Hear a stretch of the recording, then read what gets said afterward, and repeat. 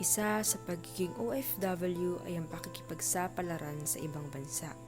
Mahirap man ang buhay, may mga hamon na kailangan mong harapin para maibigay ang pangailangan ng iyong pamilya na hindi mo akalain kapalit naman ito ay ang paglayo at pagkawalay sa kanila. Sakripisyo kung tatawagin. Na kahit ilang taon ka nang nagpakahirap at nagpakapagod, may maipadala lang at makita mo lang na masaya sila ay ayos lang. Dahil sila rin naman ang pahinga sa lahat ng pagod na nadarama. May mga panahong gugustuhin mo na lang sumuko pero nangingibabaw ang tanong na, bakit nga ba ako nandito? Oo, may mga maswerteng nakakaangat pero aminin natin hindi lahat pinapalad na magkaroon ng magandang buhay. Ganito ang buhay OFW.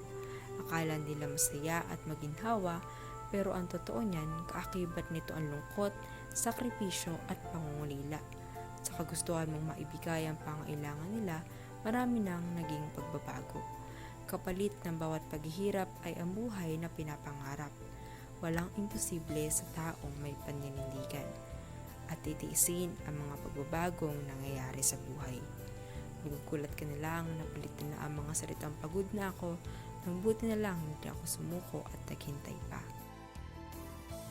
Basta tandaan mo, hindi pa huli ang lahat para sa iyo, na iparamdam sa iyong pamilya kung gaano mo sila kamahal at kung gaano mo sila pinoprotektahan at pinagsisilbihan.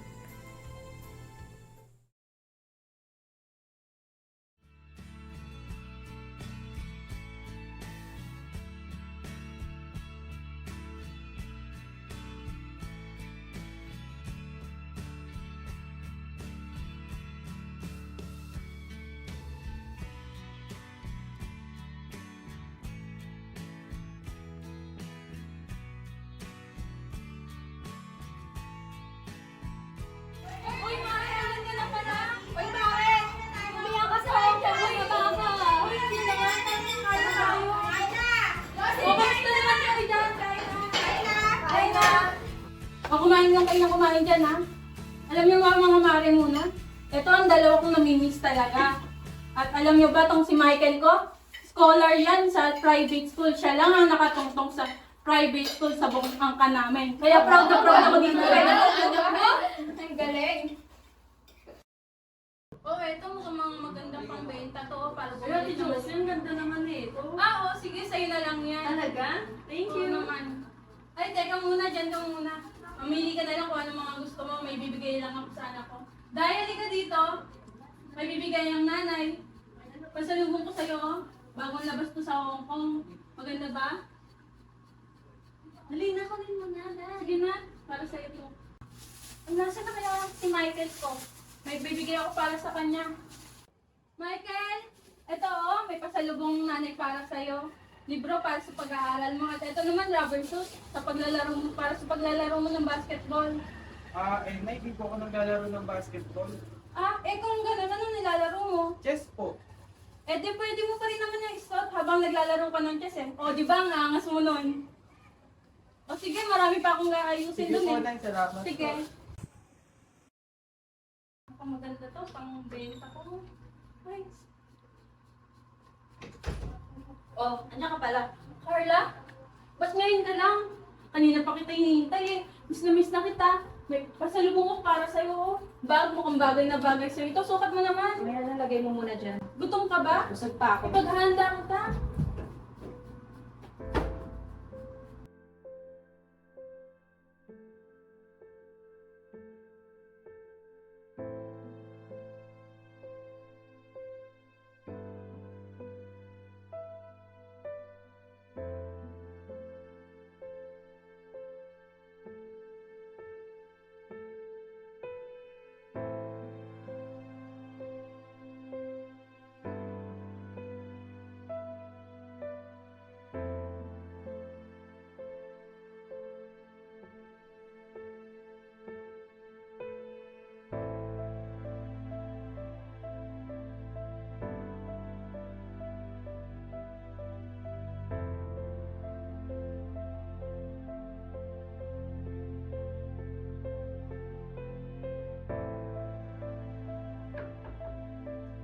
up? Carla, anak. Ang laki-laki mo na. Akalain ko bang lalaki ka na ganyang kaganda? Kwentuhan mo naman ako. Tagal na nating hindi nagkukwentuhan. Ano bang gusto mong malaman? Kamusta ka? Kamusta ang pag-aaral? May boyfriend ka na, no? Mabuti naman, pumapasa kahit papano. Boyfriend, wala pa sa ngayon. Sige na, maaga pa ako bukas. Ilak mo yung pinto.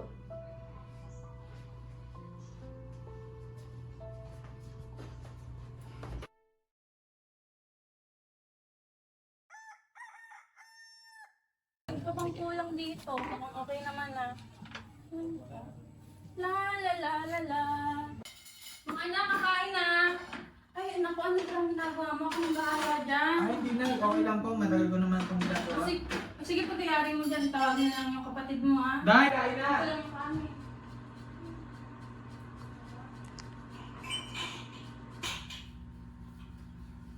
Daday, halika na. Lalabig ang kanin. Daday. Tama na ang laro. Punta lang dito. Ayan.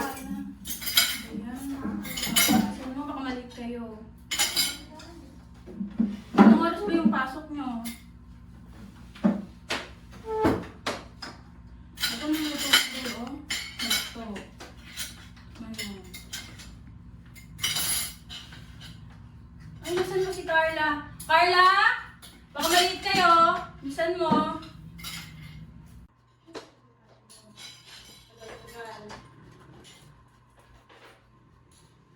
Tagal dito.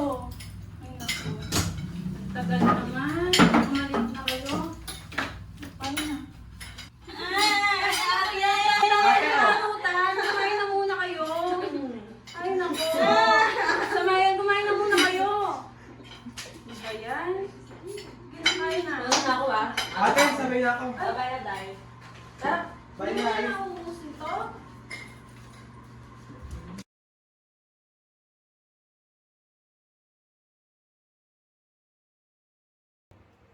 Happy Mansari, babe. Anong master sinasabi mo dyan? Oo, 5 months na tayo ngayon, remember? Ay, sorry, nakalimutan ko. Okay lang yun. I have a gift for you. Open it. Ano to? Buksan mo. It's a ring. Alam ko sing-sing to, pero bakit mo ko binibigyan ng ganito? Mansari gift. Ano feeling mo sa'yo na ako? Hindi mo ba nagustuhan? Hindi ko Carla? na, break na tayo. Carla! Sorry ka. Ayoko nang tinatali ako. Ayoko nang inaangkin at sinasakal ako. At sa lahat ng ayoko, yung iniiwan. Kaya uunahan ko na kayo. Oh, tulad ng isang to. Wala nang alam kundi ang umalis. At iwan mang anak niya. Ang galing mang iwan tapos babalik lang ng parang wala lang. Tignan mo na hindi man lang makuhang tumulo ang luha. Huy, asawa mo yan. Tatay namin yan, no? Ay nako Rudy, gustuhin ko man umiyak. Bus na ata ang mga luha ko. Ang daya mo, no? Hindi ba't ganito naman ang pangarap mo? Yung mabuo ang pamilya natin, na hindi na tayo magkakahiwa-hiwalay. Pero Rudy, ang dami na pala nagbago simula nung nawala ako. Magkakasama nga kami ngayon, pero halos hindi ko nakilala ang mga anak natin. Sana bago mo ako iniwan, nasabi mo man lang sa akin kung papaano maging ina sa mga batang pinalaki mo.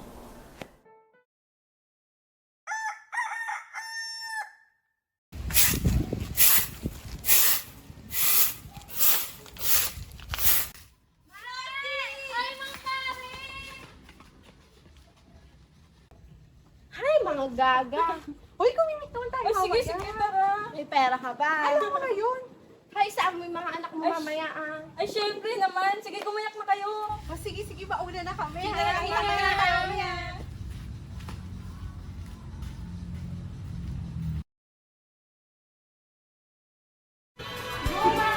Hello, mga anak ko!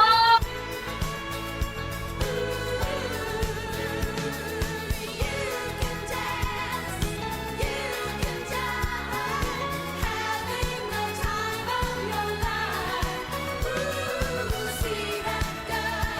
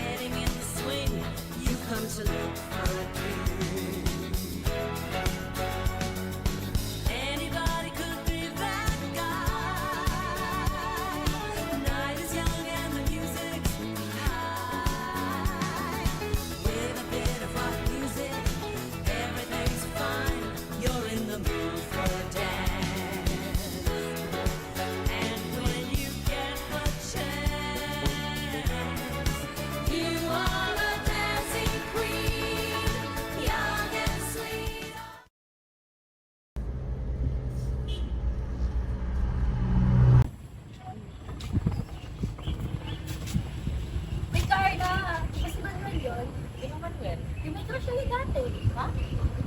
Heard and sa school yan. Teka. Oh, saan punta? Kukuha ng jowa. Seryoso ka ba? Baka makakalitan na ng nanay mo. Eh di mas okay. Teka lang. Yun, Red. Hi. O Carla, ano ginagawa mo dito? Okay ka pala, no? Di ba crush mo ako before? Ha? Tara, sama ka sa akin. Jowa na kita. Ay, si Carla talaga, no? Hayaan mo na siya. Ano gagawin natin dito, Carla? Wala mo na yun.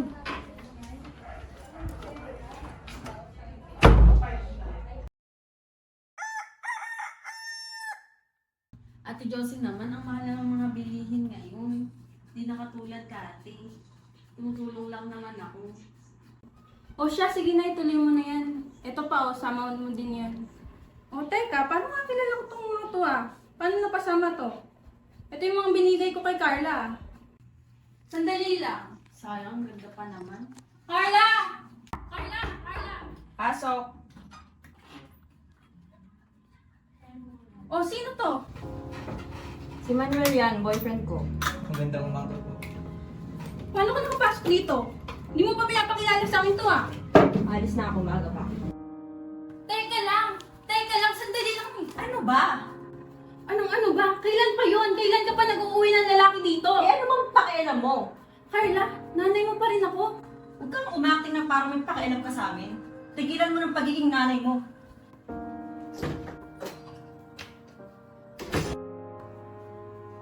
Napo ka na muna dito, Ate Josie. Ano bang nangyayari kay Carla? Hayaan mo na muna yung anak mo. Ano ba pagkukulang ko bilang ina sa kanya? Matagal ka din kasing nawala. Sige na naman, una ka na. Sige na, intindihin mo na lang muna yung anak mo.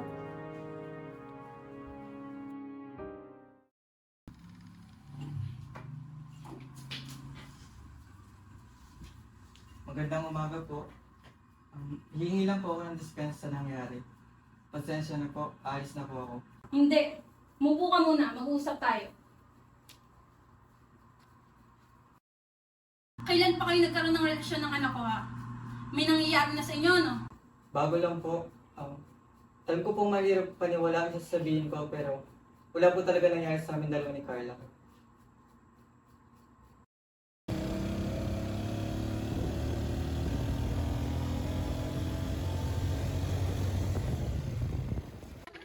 Sobra nakakapagod. Grabe. Madami tayong Ano yun nga kaya?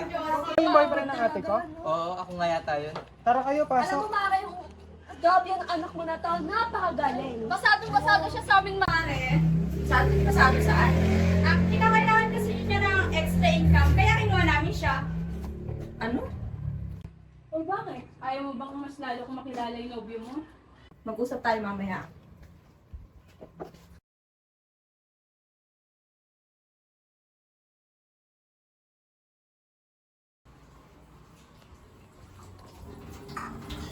Hindi na magtatrabaho si Manuel kaya simula bukas. O bakit? Nagkausap na kami ah. Yan ba ang sabi niya sa'yo? Boyfriend ko siya, hindi mo siya trabahador. Kaya nga gusto ko siya makilala eh. Kasi kung siya makakasama mo habang buhay, dapat lang na makilala ko siya. Hindi ko siya makakasama habang buhay. Eh kung ganun, dapat hindi mo siya inuwi dito. Nagkakaintindihan ba tayo?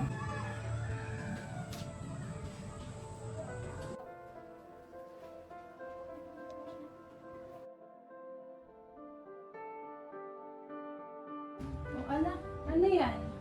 Nakikinig ka ng musika? Pakinig na ang nanay. Oh, same pala tayo ng music taste eh. Nung kabataan ko, yan din ang mga hilig ko. Kamusta na pala kayo naman, Will? Wala na kami.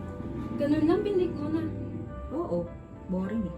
Porket mabait ang tao, boring na agad. Pag masyadong mabait, nakakasawa. Eh, ang gusto mo pala, barumbado eh. Yung tatay mo din noon, ganyan din. Ang tatay, barumbado, parang mahirap naman paniwalaan. Ay, yun. nako, hindi mo lang alam. Nung kabataan nun, ang dami ring bisyo. Pero nung nakilala naman ako, tumino naman. Kaya ka umalis. Kaya ka nag-abroad para takasan siya, di ba? Carla, alam mo hindi totoo yan. Kaya ako umalis para mabigyan kayo ng magandang buhay. Kaya ka umalis para mabili mo yung mga gusto mo na hindi na ibigay sa'yo ni Itay.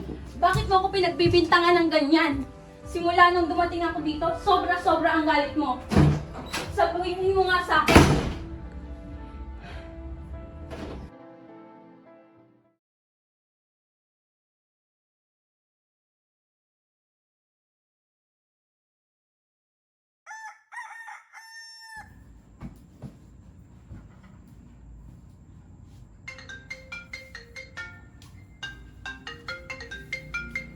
Oh, sino kaya? Hello po? Good evening po. Ito po ba si Miss Cruz? Ito nga po. Kayo po ang mami ni Michael. Yes po. Nabanggit na po ba sa inyo ng anak niyo na hindi po siya nakakuha ng examination ngayon?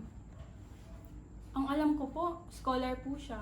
Ayun na nga po eh. Matagal na pong tanggal si Michael as scholar dito sa university. Bakit naman po natanggal ang anak ko? May mga subject po kasi siya na nabagsak. Wala po siyang nababanggit na ganun sa akin eh. Mas okay po siguro kung pag-usapan niyo na lang po kasi malapit na po matapos ang finals. Kailangan niyo na rin po makapag-take ng exam kasi nahuhuli na po siya. Sige po, pag-uusapan po namin dalawa yan. Okay po, salamat. Sige po, thank you po. Oh, ba't nagtungo kayo dito? Ewan ko ba to kay Vilma, may sasabihin daw eh. May sasabihin kasi ko sa inyo mga maki. Ano yun? Parang hindi na kasi ako makakasali sa business natin. Ha? Bakit? Yung perang nakalaan kasi para sa negosyo natin, ginamit ng asawa ko pang sabong. Ngayon, wala na akong pera. Kaya pasensya na kayo mga maki, lalo-lalo na sa'yo, Maring Josie. Paano yan? Kaming ni Josie ang maiipit dito. Hay nako, Vilma. Ewan ko ba kasi sa'yo? Ba't yan pa ang napangasawa mo? Pero sige, wala na kami magagawa. Gagawa na lang namin ng paraan. What if mangutang tayo sa ex mong Bombay?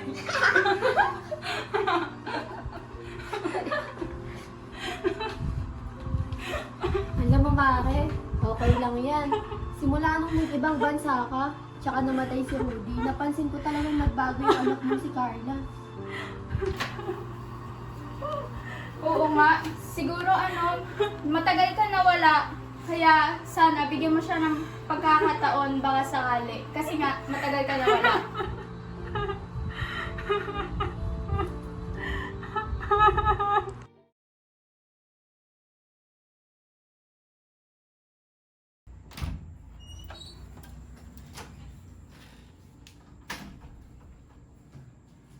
Nay, mano po?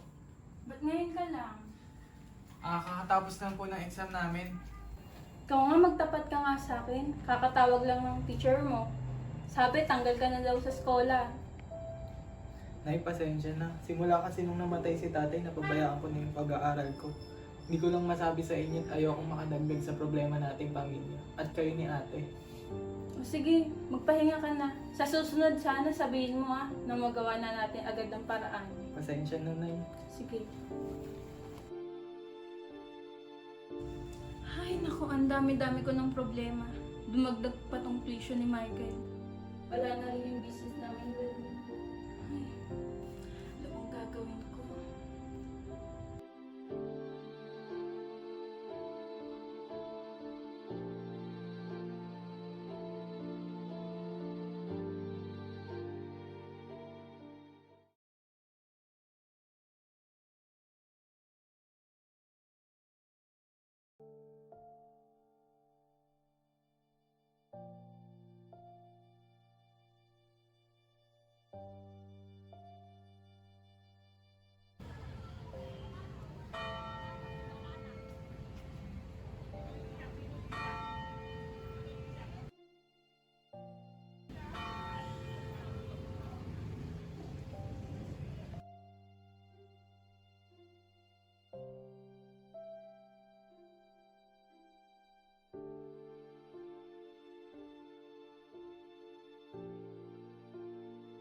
Panginoon, bakit naman po sunod-sunod na lamang pagsubok na dumadating sa pamilya ko? Hindi ko na alam kung ano dapat kong unahin. Bigyan niyo po sana ako ng lakas para sa mga pagsubok na to. At si Carla, sana po ibigyan ng kalinawagan ang isip at puso niya Sana po ay gabayan niyo ang pamilya ko. Ano man ang mangyari, gabayan niyo ako sa anumang desisyon na aking gagawin.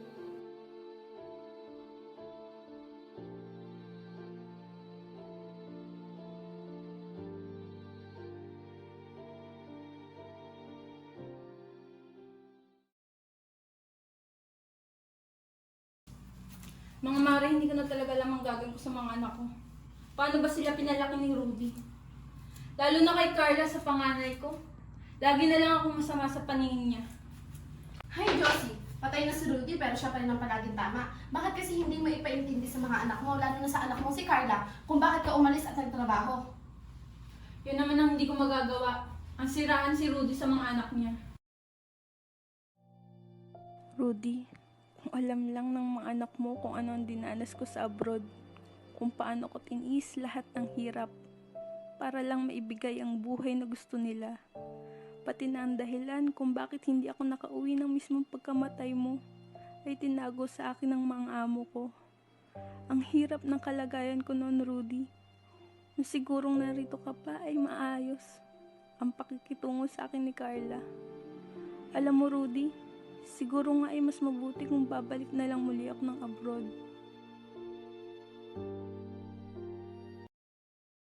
Letter from Philippines. Faster! Sir, is that letter for me? No, Josie. This letter is not from you.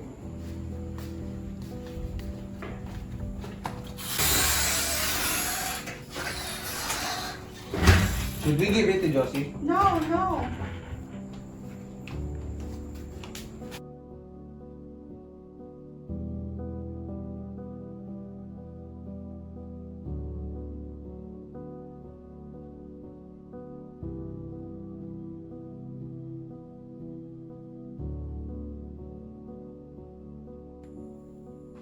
Good morning, ma'am, sir. Where are you going? Why do you have my papers? You promised that I can go home to the Philippines. No, no, you can't go home in the Philippines. Clean the house, feed the dog.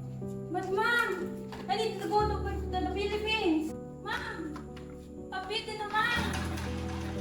Ma'am, maawa naman kayo. Kailangan kong umuwi bukas. Ma'am, you promise.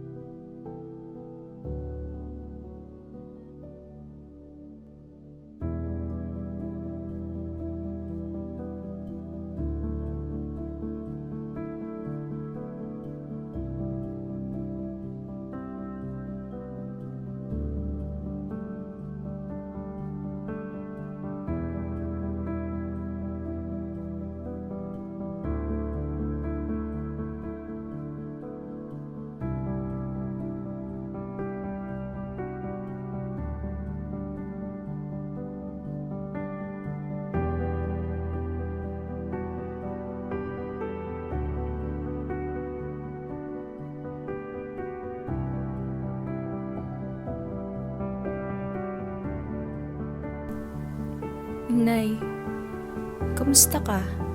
Nasaan ka na ba? Kailangan ka ng mga anak mo ngayon. Kailangan ka ni Daday. Mahirap man paniwalaan pero ang itay, patay na siya, Nay. Wala na siya. Sinubukan ka naming tawagan. Sinubukan ka naming hanapin. Pati na dyan sa mga amo mo sa Hong Kong pero hindi kami makakuha ng pagkakataon para makausap ka. Parang awa mo na, Nay. Umuwi ka na. Kailangan ka namin ngayon. Kailangan namin ng pumamahal ng isang ina.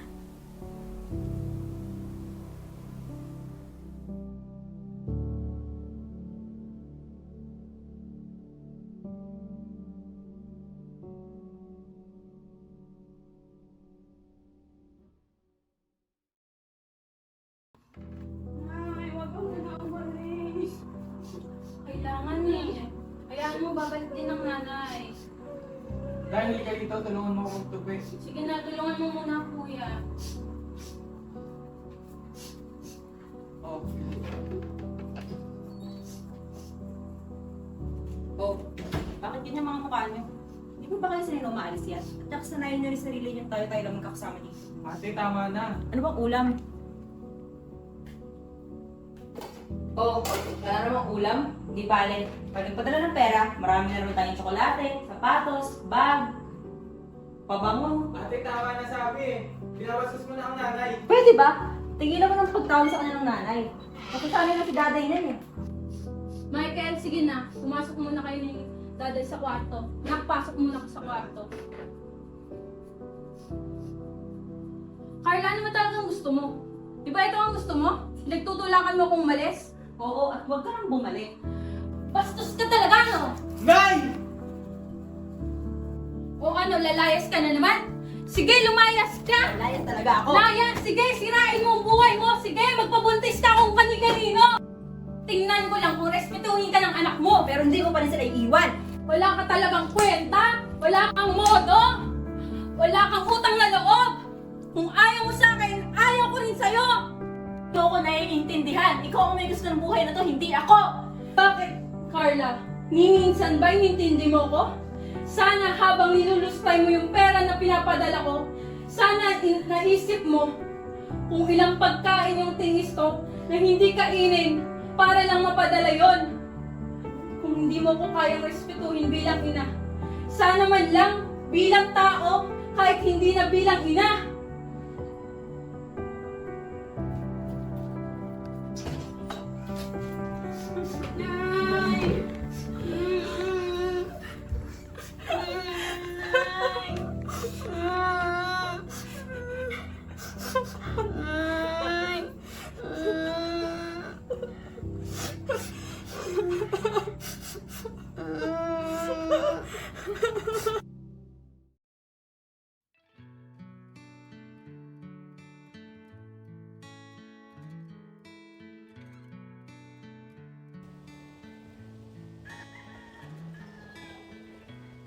Nay, kape po. Alam mo na, pinagdarasal ko sa poong may kapal na sana alisin na lahat ng hinanakit mo sa puso mo. Nay, pasensya ka na ha. Sa lahat ng mga nagawa ko sa'yo simula nang umuwi ka dito sa Pinas. Ngayon naiintindihan ko na ang dahilan kung bakit ka nag-abroad. Sana mapatawad mo pa ako. Bigyan mo ko ng pangalawang pagkakataon para maging anak ulit sa'yo. Naiintindihan ko na. Pasensya na rin sa lahat ng pagkukulang ko sa inyo.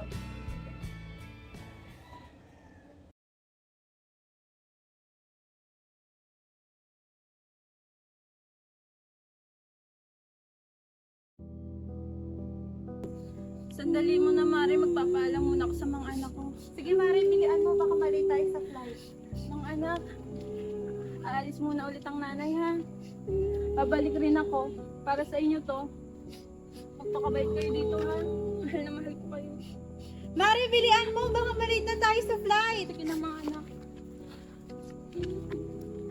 Ay!